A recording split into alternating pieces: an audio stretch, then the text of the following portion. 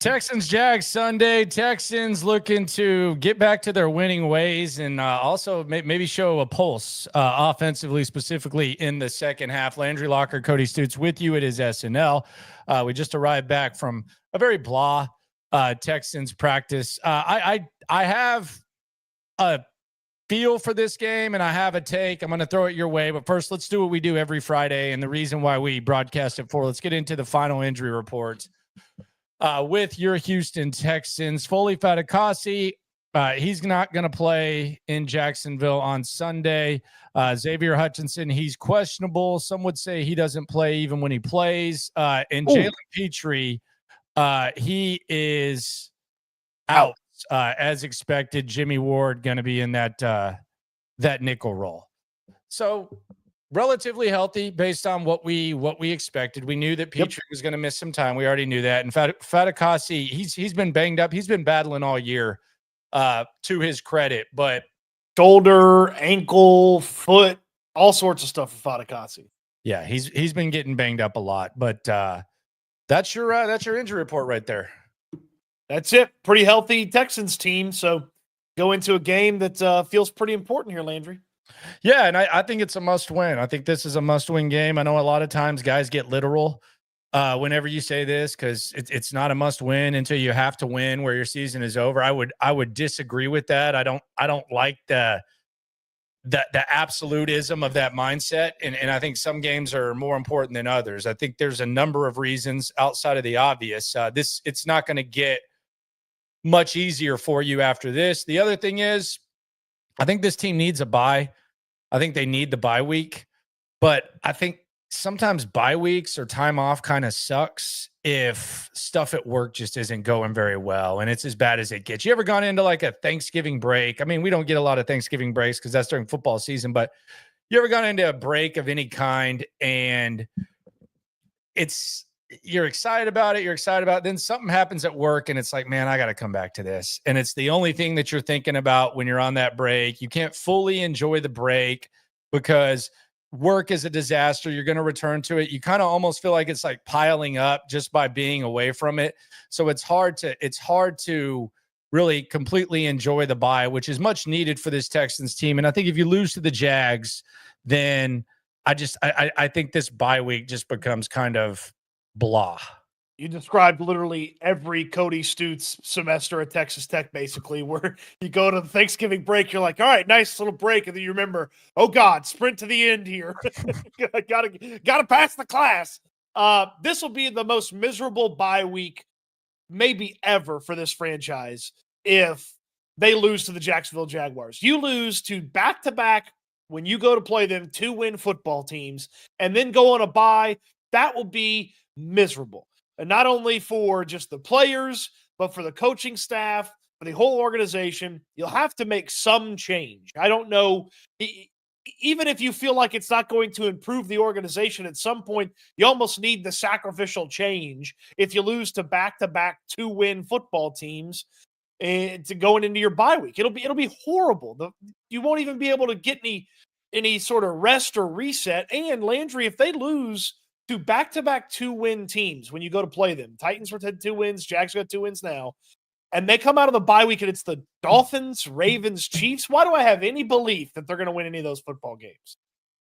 Yeah, and I mean, and the reality is, like, if you beat the Jags, it's not like your confidence automatically increases. It's kind of a damned if you do, damned if you don't. But like on an extreme level, they need this win so that they can regroup. Does anything that can happen Sunday in Jacksonville against the worst team in the NFL right now, does that like completely change what you've seen the last few weeks from this Texans offense and this team? Not really, but it gives you an opportunity to regroup with the magic number in the division, at least 2 games, and it gives you a chance to improve. The concern I have for this squad, and I don't think it's like some sort of thing where a certain mindset completely changes things and puts you in a good position.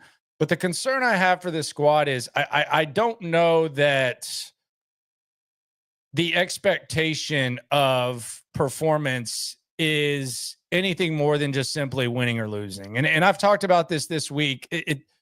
it wasn't always that way. Like early in the season, it was we can be better. But now it almost feels like it's just moved to, hey, even if we lose, we still did enough on one side of the rock. And hey, we won, so that's all that matters. That's the concern I have. Like if we're thinking like still, and we're still like at least like acknowledging that there are goals beyond winning the division. That's really what kind of concerns me a little bit about the overall mindset of this team too. So watching Dan Campbell in the locker room last night after the Lions win, or yesterday afternoon after the Lions won, and his messaging was like, "Hey, sometimes we get into the mode of grading wins. Sometimes when you've got as many wins as we have, you start to grade the wins. This is sort of a reminder that you need to work hard because it is difficult to win. And our defense came up big and got us the stops that we needed, stuff like that." And I was like, would DeMeco Ryans feel the same way, or do they just act like every win's the same and every loss is the same? Because that's kind of how they act. And that's kind of how they've acted for a good portion of the season. I know that wasn't the messaging early on because there was, hey, we're leaving stuff out there. We could do more. But now, I mean, coming off the Cowboys, you would have thought they beat the triplets in the 90s. We could play with anybody. Like, they need a win just for their psyche, but they also, for the confidence level for this team, like, you also need to showcase something within this win. Like, you need to show that something's right. You need to score in the second half. You need to be consistent on offense. Like, there's a lot that could go into calming not only the fan base down, the people that observe this team, but even in the building, because a couple of weeks ago, hey, it's mental that we can't score in the second half. CJ Stroud admitted, yes, it's mental. We can't score in the second half. Like, you could get a little sigh of relief, at least going into this bye week, give you a chance to reset the deck. And then, hey, you got a big challenge coming out of the bye week. Get ready for it. Let's go. But a loss, you don't get any of those opportunities. It kind of folds in on itself again. T on the Super says, sucks that we probably have 4 to 5 Pro Bowlers and maybe an All Pro, and we still can't put together 4 quarters. Who are the 4 to 5 Pro Bowlers that he's thinking of? Nico Collins, Will Anderson, Daniil Hunter, Derek Stingley. Okay.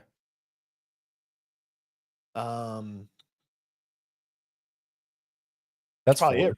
That's 4. Yeah. I mean, I was looking for 5, but Yeah, 3 of those are on defense. So I mean, I think the defense has put together 4 quarters. I mean, that not perfect, but I mean, I don't expect that, but I think the defense has. The offense yesterday on Thanksgiving, like all 6 teams scored a second half touchdown. 3 of them scored 2.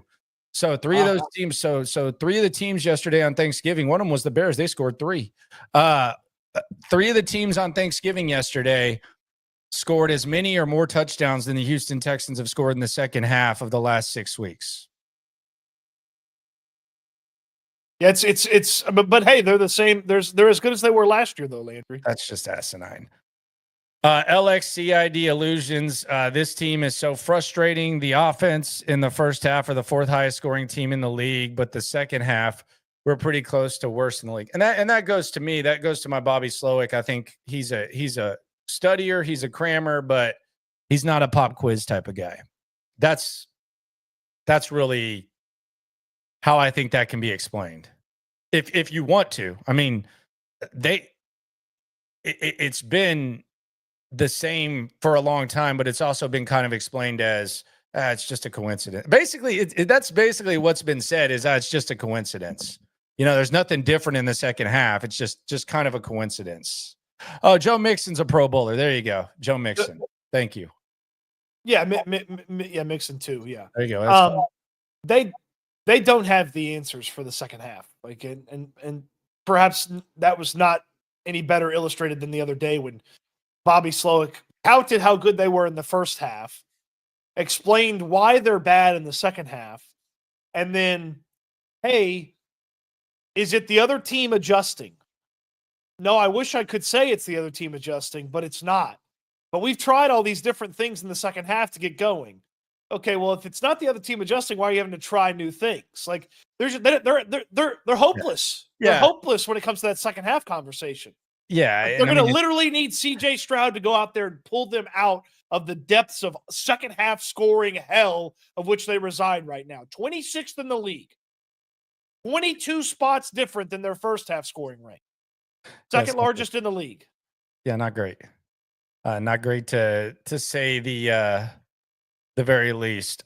T says Thomas Brown has completely turned the Bears offense around. We need to act with firing Bobby. Yeah, he's done an excellent job, Brown. I mean, it's better than it was, and they decided to do that. Now he's the interim coach, so we'll see how he can build off of that. But yeah, I mean, I would 100% agree with that. Do you fire Bobby? I don't know. Like, what are they willing to do it? I'm just kind of it's just kind of a. I'm trying not to minimize winning, but I'm also trying not to put myself in position to where anything that I see on Sunday like makes me feel like anything is solved. And I know that's just how I feel about this squad right now, with where they are. I'd love to sit here and express some sort of optimism about the offense, but that would be a lie. There's no reason to do that. It's bad. The messaging is bad, and it's just a helpless squad right now. Yeah, that's the problem with Sunday's game is you're not going to solve anything, but you have to show some sort of progress. Like, you have to show that you're doing the work.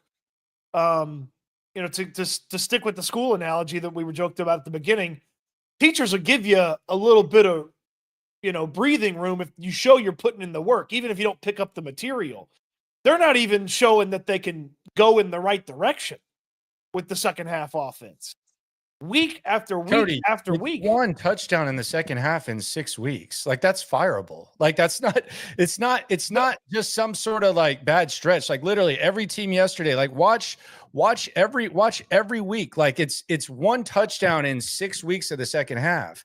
And I don't care that Nico Collins was out for a certain amount. Like, that is fireable. Like, that's not a bad stretch. That's fireable. No, I know. I'm not defending them at all. I don't want it to come off. I know, and I know I'm kind of like mystery talking about it, but it's not like a this is not who we are type of situation. Like, that's incredibly that is amazing that they've done that in 7 weeks. Like, Davis Mills did that in one time in his entire first season in 11 games. Like, that's not possible. Like, that should not even be anything that you can minimize. And the one that they scored was a gimme at the end of the game. They were trying to hit the streak. They were desperate. Yeah. I mean, they looked pathetic there. And oh, by the way, before the streak started, they didn't score a touchdown against the Bills in the second half either. So more than half the season, they've had second half issues. And if you go to Jacksonville again, and even if you get a victory, if you have a second half issue with scoring, you've got to fire the offense coordinator. You've got to do something else. Because I understand that one game for you wouldn't change or shouldn't change anything.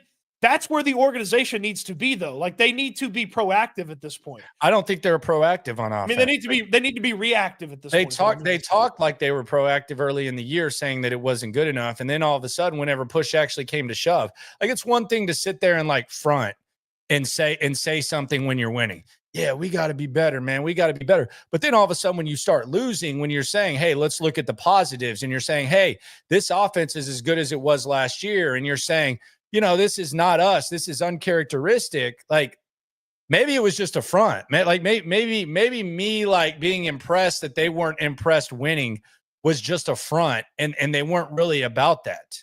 I'm not trying to I feel like I always have to circle back and say it's not about what they say, but it's as much about what they do. But maybe they don't really believe what they were saying early in the season.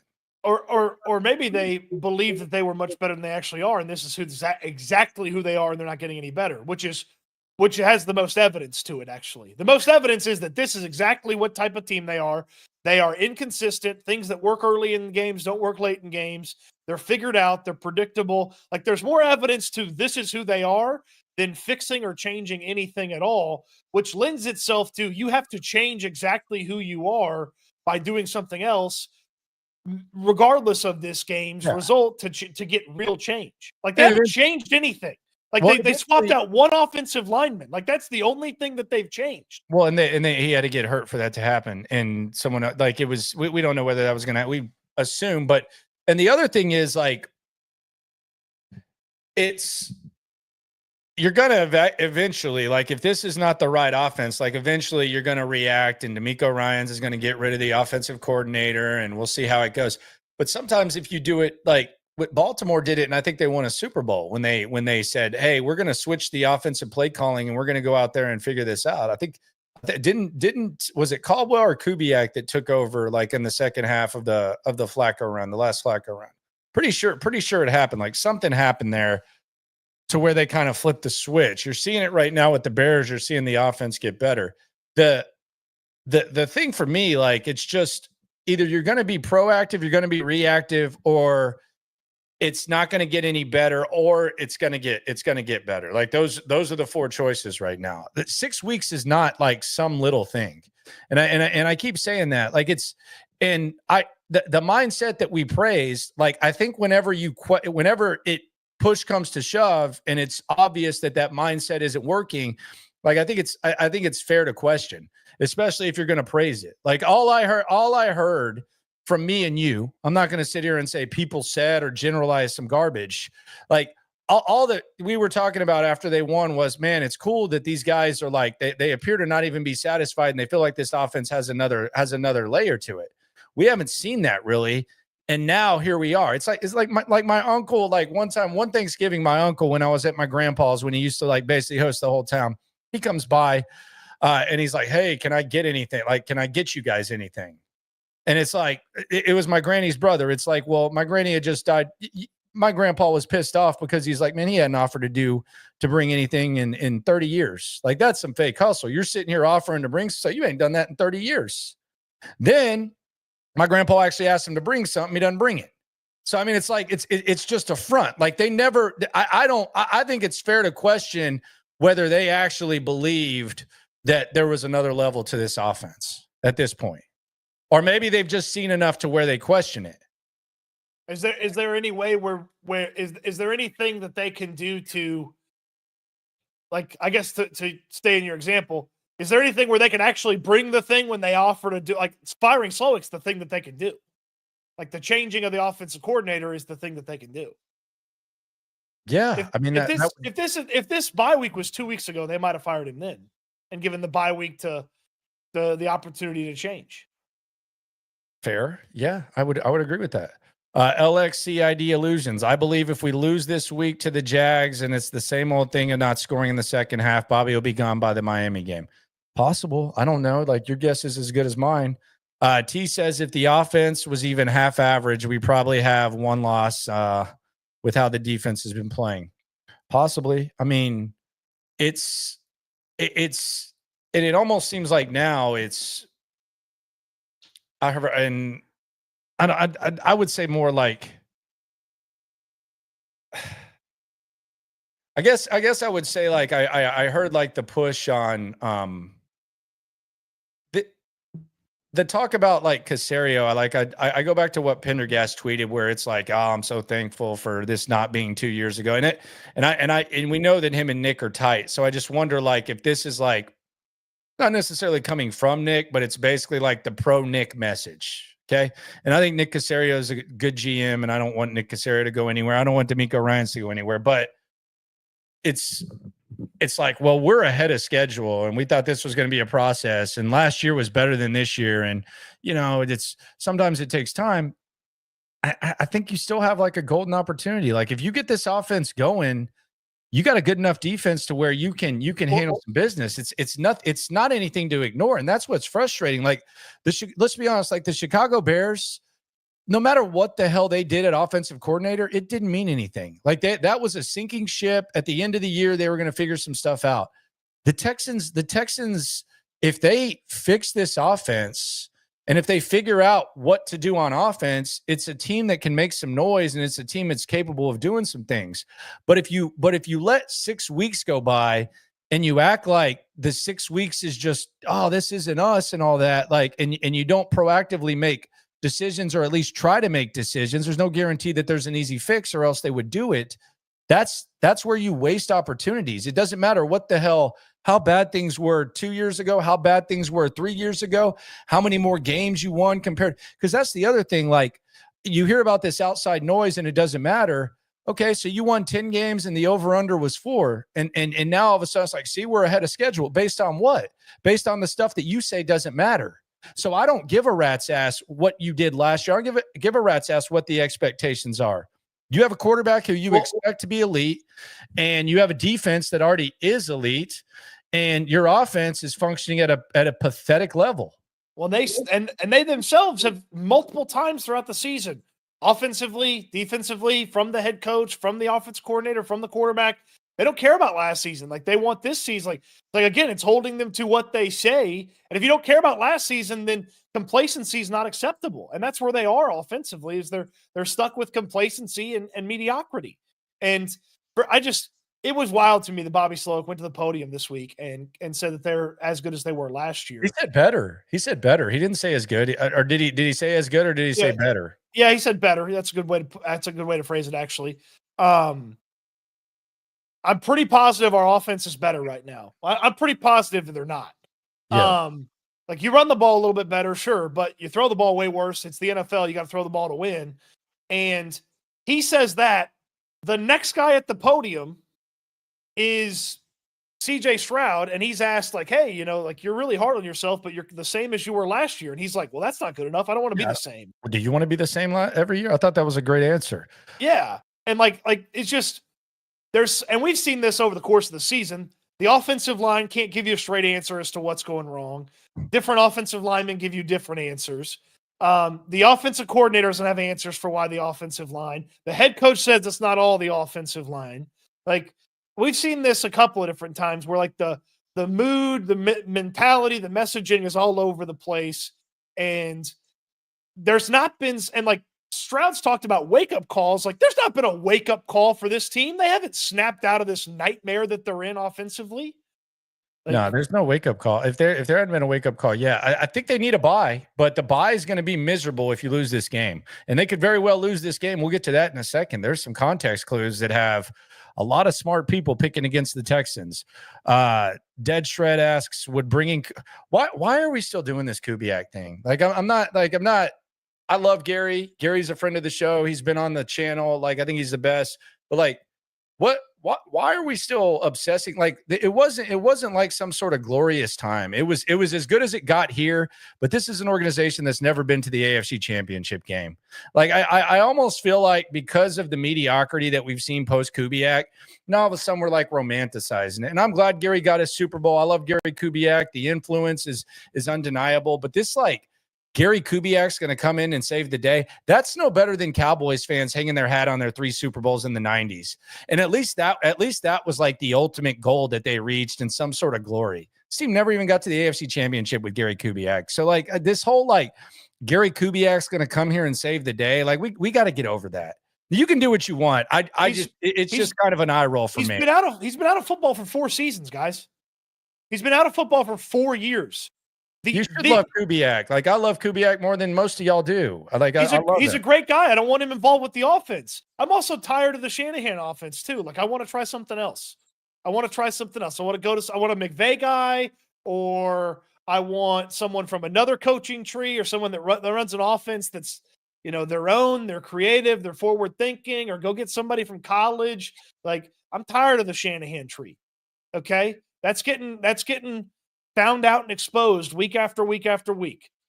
Let's see. We all thought this was going to be a 3-year window to Texans to be good. Okay, kudos to the coaches. All right, kick the can down the road. Like, don't try to maximize your opportunity and just sit there twiddling your thumbs waiting for the 3 years. I don't know who we is. I thought they had an opportunity to be a good team this year. I don't know who we is. Just say I.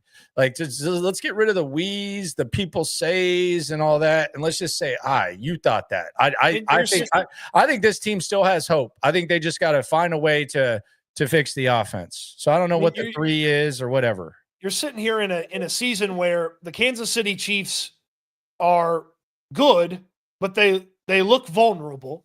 You've beat the Buffalo Bills. You've got a better quarterback than the Pittsburgh Steelers. Your defense is as good, maybe better. And you'll get a crack at the Baltimore Ravens at home. Like, if you could figure it out on offense, there's something to this season. You want to talk about windows, you need to go through the window when the window's open. So if this is year 1 for people, go through the window. Get it done. Burrow went to the freaking Super Bowl in his second season. Like, you think Cincinnati fans were like, "Oh, ho hum" during that season? Crazy. Like if we're saying if right now with where the Texans are right now, and they're in relatively firm control of their division, they have elite traits that you need to win. Many believe like elite guys on the edge, probably the best edge rushing duo in the league, an elite defense, a really good corner duo, one of the best wide receivers in the league, and Nico Collins, one of the best performing wide receivers in the league, and then a quarterback who we all, we're praising heading into the season, and we still think good things about. And you're talking about patience. How about they'll get it right? Or I believe that this offense can figure something out. 3-year windows. We're talking about 3-year windows now. That's sad. That's sad. I love you, but that's sad. That's actually one of the most depressing messages that I've seen in a long time. A 3-year window now. We're talking about that in this situation. That's pathetic. This is why inactivity at the trade deadline was annoying, because 2024 matters more than 2025, and it matters more than 2026. Right now, 2024 matters more than 2025 and 2026. And like, was there some massive move to be made? Okay, probably not. But they didn't do anything. They lost one of their wide receivers, and they were content to go out there with Xavier Hutchinson and John Mechie and Tank Dell for another week after the trade deadline was over. 2024 and the opportunity that they had throughout the course of the season and still have in front of them, that's what matters the most for this team. And they've got to maximize it. They're not doing that. They continue to do the same things on offense that don't work. They continue to fail in the second half, and they continue to squander excellent defensive performances. Yep. That's kind of where we're at. So we'll see. So agree or disagree that this is a must win? Obviously not literally, you still have a chance, but agree or disagree that this is a must-win ball game? I would have no faith in this team, and I would be feeling like there's a better than slight chance that they could lose the AFC South if they lose this football game. So yes, they need to win for their psyche, for the ability to take a breath ahead of the bye week and just mentally clear the mechanism here and just hone in and focus on those final 4 games. They can't do that with a loss. It'll be panic button, scramble, all sorts of crap if they lose. They've got to win this football game. Just survive and then figure it out. Like get through this test. Like this is a final, like whether you have to cheat off someone's paper, whether you have to stay up and study, whether you have to just pull a rabbit out of the hat, survive this, go to your break, and then come back and be ready to go and make yourself better than you were before. This is not like a massive test. It's not an easy test, especially if you look at the line. Just survive, get it done, and then evaluate your squad, get some needed rest, and come back and try to win the division and then figure something out. The line, by the way, is dropping. I've seen it down to 3.5. I've seen it at 3. I've seen it at 4. Started out at 7. The smart people seem to think Jacksonville is the bet this week. How do we feel about that? A lot of money coming in on Jacksonville to move that thing down. Lots. Yeah, the smart folks are going Jags. Yeah. And look, Lawrence is going to play. Doug Peterson said basically said he's going to play. So that'll make them a little bit tougher. He gets rid of the ball fast, which sort of helps neutralize your pass rush, which is the part of the defense that is the best part of the defense. So, the defense is going to have to be helping out the offense a ton, because we know that the offense is only going to play a half of football unless something drastically has changed. So, so don't get tired by halftime, because you're going to need to basically pitch a shutout in the second half if you're winning. See, Brandon says, move on from Bobby, win or lose. So he's subscribes to this is not the end all be all. It's an interesting money. Where's your bread at with this game? Do you have any feel for where you're going to put the Bet US bread on it? I need this thing to. This is probably a Sunday morning situation, just to kind of see where it is right now. If it got to 3, I probably would take the Texans. Oof. Anything more, I'd probably take Jacksonville. Oof. Man. I would think the under's also a pretty smart play here too. Yeah, Trevon Walker's not he's not terrible like he has been the past couple of years. Like there's a little juice to him. They've got Josh Hines, Allen Hines, whatever his name is now. So I got a 25. I got a 25 to win 275. This would be my bet on this right now. At Bet US. I got Trevor Lawrence over 1.5 passing touchdowns. Okay. Which is high odds. He hadn't been playing well. Schultz over 25.5 yards. Back to the Schultz will. Tank Dell over 52.5. He's from Florida. And then Jags had the huge game in Jacksonville last year. Yeah, and then over 19.5 Jags point total. That would be mine. I think I think they're gonna. That's a pretty relatively nice parlay, I would say. Couple of rushing touchdowns. Offense turns it over on their side of the field. Jags get a short field, punch it in. Who knows? That's where I'm at. We'll see. That's 25 to win what? 275. 4 things. Not bad. Yeah. It's good value. It's better than trying to figure out the line and stuff. So yeah, Lawrence over 1.5, over 19.5, and then Dell and Schultz over yards. So we'll see.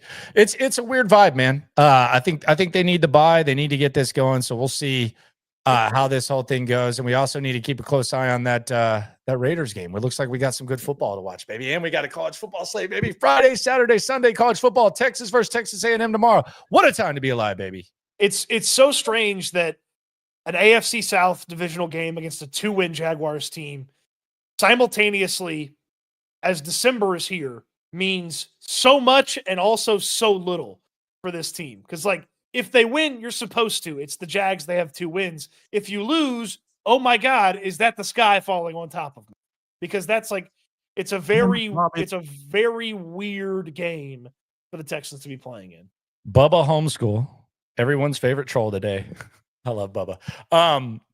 Guys, firing Bobby now would be stupid. We're in a good position, and if we execute better, we will be fine. I don't know if he's trolling or as much as he's just he is kidding. He's given the old "that's the company" line. Execute. What's the Brian Kelly, man? The more what do you think about your team's execution? I'm in favor of it. They have not executed to the level they need by any means. Subscribe, right along for the best Texans coverage in the country right here on S&L. Also, get the audio format. Type in Locker, Stoots, Texans, and you'll get that on any podcast platform from StreamYard all the way to Apple. Also, HOU football if you want that written word. We very much appreciate you. Night stream tonight at 10:30. Cody will have videos as well. I might even talk myself into more money, and I'm going to go enjoy football, and I'm also going to go eat some leftovers. I'm going to lay my ass on the couch. For Cody Stoots, I'm Landry Locker. Always remember, whether the mood is great or whether the mood is not great, when it comes to this Texan stuff, we're all in it together. Eat good, sleep good, be good. We'll talk Texans again soon. Thanks for watching, everybody.